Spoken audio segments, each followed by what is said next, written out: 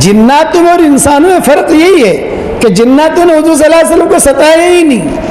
ایک دو جنات تھے جنہوں نے حضور کے مقابلے پر آئے، باقی نہیں.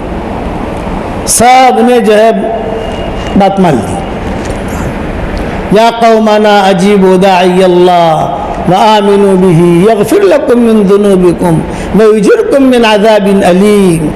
اے ہماری قوم، جنات کہہ رہے ہیں، اے ہماری قوم، ایک اللہ کا داعی ہے، اس کا ہم نے قرآن سنا ہے، تم اس کی بات مان لو، نہیں مانو گے تو عذاب علیم تمہیں پکڑ لے گا. بلکہ ایک جگہ پر تو حضور صلی اللہ علیہ وسلم نے جناتوں کی تعریف کی. صحابہ سے کہا تم سے تو جنات اچھے ہیں. سورہ رحمان جب نازل ہوئی تو سب سے پہلے حضور صلی اللہ علیہ وسلم نے جناتوں کو سنائی.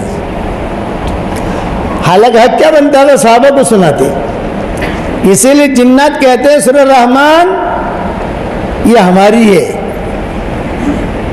یہ جنات کہتے تھے کہ یہ ہماری ہے سورہ رحمان. حضور نے جا کر سنائی. عبداللہ بن مسعود کہتے تھے ایک مرتبہ جو ہے مجھے بہت بھوک لگی، بہت پریشان، گھر میں کھانے کو کچھ نہیں اور میں بڑا پریشان تھا، تو حضور صلی اللہ علیہ وسلم نے مجھے کہا بھی تو آج کھانے پر میں نے سب کو بلایا، تم کیوں نہیں آئے؟ حضرت آپ نے تو کہا تھا کہ صفہ والے آویں اور کوئی نہ آویں، تو میں صفہ میں سے تو ہوں نہیں، وہ میں کیسے آؤں؟ یہ عبداللہ بن مسعود نے کہا. تو آپ نے فرمایا اچھا ٹھیک ہے، اب اگر اللہ تعالیٰ کسی جگہ سے کوئی روزے بھیجے گا تو میں تجھے بلاؤں گا. تھوڑی دیر کے بعد باندی آ گئی عبداللہ بن مسعود کو بلانے. تو عبداللہ بن مسعود سمجھ گئے کہ ہاں کہیں سے کھانا آیا ہے. عبداللہ بن مسعود بھی بن ٹھن کر خوشبو لگا کر حضور کے گھر جا رہے ہیں نا، اور وہاں جا کر دیکھا تو حضور صلی اللہ علیہ وسلم باہر کھڑے ہیں کپڑے پہن کر. یعنی مطلب کہ کھانا نہیں ہے، معاملہ کچھ اور ہے. حضور باہر کھڑے ہیں، اگر کھانا ہوتا تو حضور اندر ہوتے. تو حضور صلی اللہ علیہ وسلم نے کھانے کا پوچھا، کچھ بھی پوچھا نہیں، اور حضور نے میرا ہاتھ پکڑا اور ہاتھ پکڑ کر کہا چلو آج جناتوں میں بیان ہے ہمارا. عبداللہ بن مسعود کہتے ہیں میری بھوک بھی چلی گئی.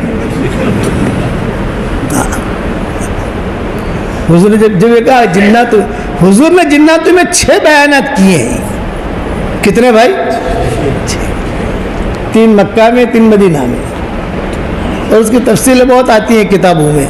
اللہ تعالیٰ دوسری مرتبہ لائے گا تو انشاءاللہ سنائیں گے. ابھی میں مختصر سنا تو ابھی تو مجھے سارا کا قصہ پورا کرنا ہے. تو حضور صلی اللہ علیہ وسلم نے عبداللہ بن مسعود کا ہاتھ پکڑا اور ہاتھ پکڑ کر کہا چلے آگے. عبداللہ بن مسعود کہتے تھے میں تو کچھ سمجھا نہیں کہاں لے کے جا رہے ہیں. راستے میں چلتے چلتے حضور صلی اللہ علیہ وسلم نے فرمایا کہ دیکھو عبداللہ آج جناتوں میں ہمارا بیان ہے، اور یہ بیان پہلے طے ہو گیا تھا لیکن ایک میں ساتھیوں کو کہنا بھول گیا تھا. جناتوں میں بیان کے لیے حضور جاتے تھے ایک کو لے جاتے، قافلہ نہیں، 4 یہاں ہے، 4 وہاں ہے، 5 وہاں ہے، 6 وہاں ہے، کسی بھی ایک صحابی کو اٹھا لیتے. چلو جی. تو عبداللہ بن مسعود کہتے ہیں کہ جب حضور نے جناتوں کا تذکرہ شروع کیا تو وہ میری بھوک تو گئی لیکن دوسرا ٹینشن شروع ہوا. پھر حضور نے قبلہ یہ کہا کہ دیکھو میں بیان کروں گا تو تم کو عجیب عجیب شکلیں دکھیں گی، کسی کے دانت نکلے ہوئے دکھیں گے، کسی کے بال ٹیڑھے دکھیں گے، کسی کے ہاتھ ٹیڑھے دکھیں گے، کسی کی آنکھیں نیچے دکھے گی، اس لیے تم جو ہے نا گھبرانا مت. عبداللہ بن مسعود نے کہا کہ حضرت میں تو آپ کا پاؤں پکڑ کے بیٹھ جاؤں گا آنکھیں بند کر کے، جہاں آپ وہاں میں. آپ نے فرمایا میں گول دائرہ کر دوں گا، اس سے نکلنا مت، اگر وہاں سے نکلا تو جنت تجھے اچک لیں گے. ایک گول دائرہ کر کے حصار کہتے ہیں نا، حصار ایسا کر کے بٹھا دوں گا تجھ کو. عبداللہ بن مسعود کہتے ہیں کہ حضرت وہ کہتا ہے اسی میری ٹینشن والی رات تھی. ایک تو سردی کا زمانہ، سردی میں ویسے بھی بھوک زیادہ لگے، گھر میں بھی کھانے کو کچھ نہیں، اور یہاں حضور کے وہاں سے بھی کھانا نہیں آیا، اور یہ جنتوں کی میٹر آ گئی.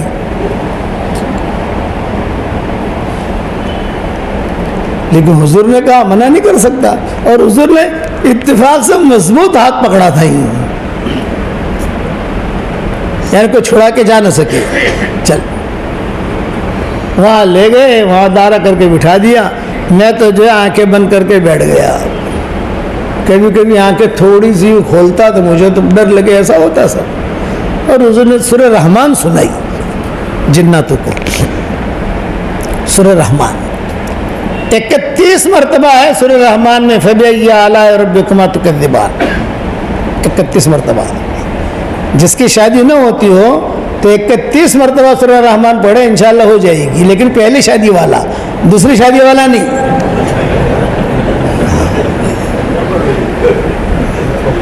یہ ہم جو بھی نئے بچے ہوتے ہیں, جن لڑکیاں ہوتی ہیں بیچاری ہمارا سبق سنتے ہیں, آپ کے صورت میں بھی سبق پہنچ جاتا ہوگا انشاءاللہ کہیں نہ کہیں سے, تو ہم ان کو بتاتے ہیں کہ تم کم سے کم 31 مرتبہ تو سورہ رحمان پڑھی لو. پھر وہ پوچھتے ہیں مولوی پھر بھی نہ ہو تو, میں نے کہا پڑھتے رہو, مانگتے رہو اللہ تعالیٰ سے.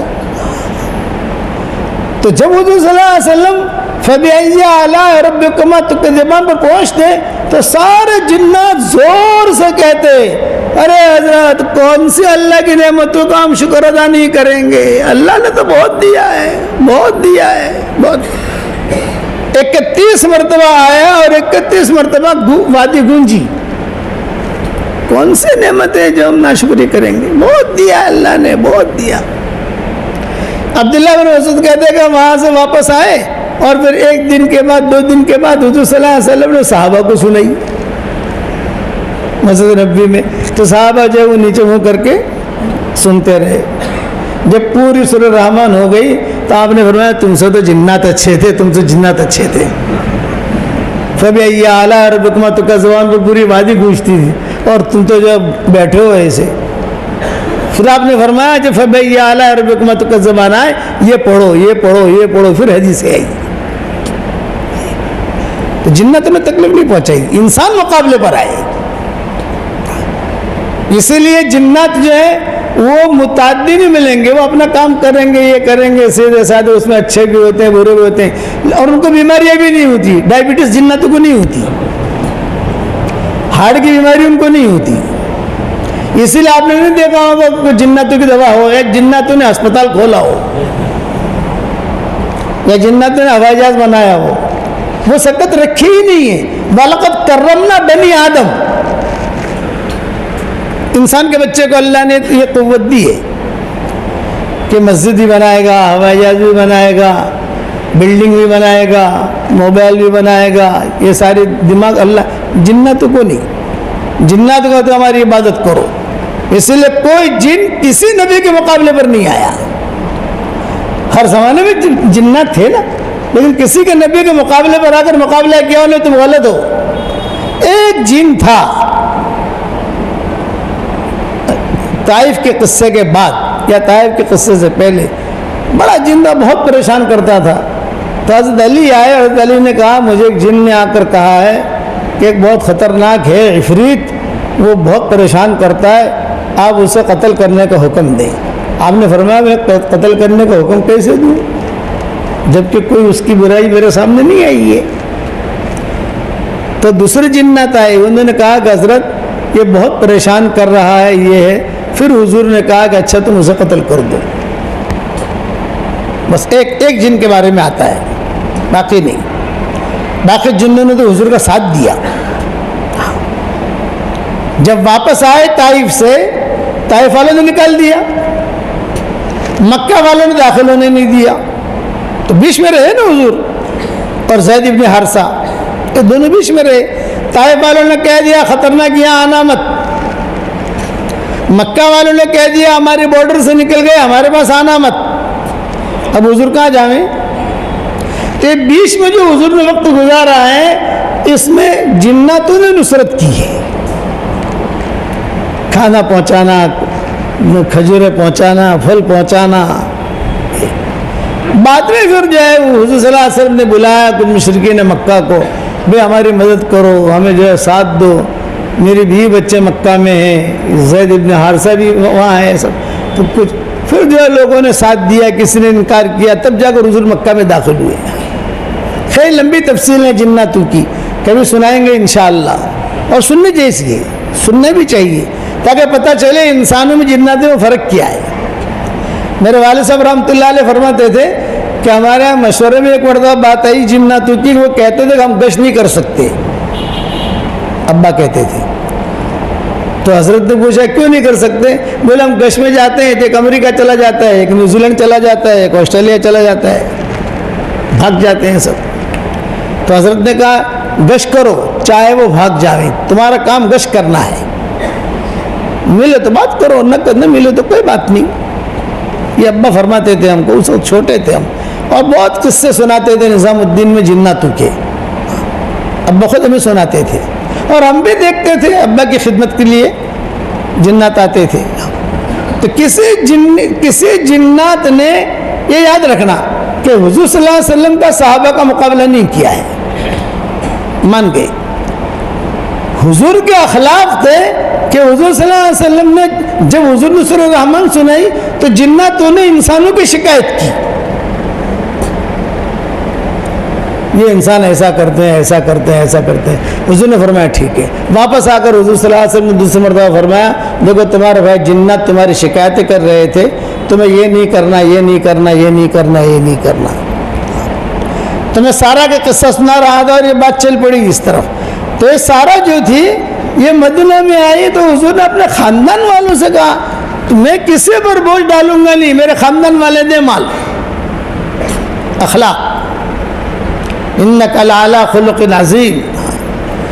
جنت الفردوس میں فلیٹ چاہیے، بنگلہ چاہیے، اچھا اخلاق برتو، اپنی بیوی کی دلداری کرو. جب حضور صلی اللہ علیہ وسلم کا انتقال کا وقت قریب آیا، حضرت عائشہ قریب بیٹھی ہوئی تھی. اب انتقال تو حضرت عائشہ کی گود میں ہوا ہے نا تقریباً، بعد میں سارے صحابہ آئے. تو فرمایا حضرت عائشہ ابھی مجھے خبر دی گئی ہے کہ جنت کے اندر اللہ تجھے میری بیوی بنا کے رکھے گا. تو مجھے تو اتنا مزہ آیا کہ موت کی سختی بھی بھول گیا.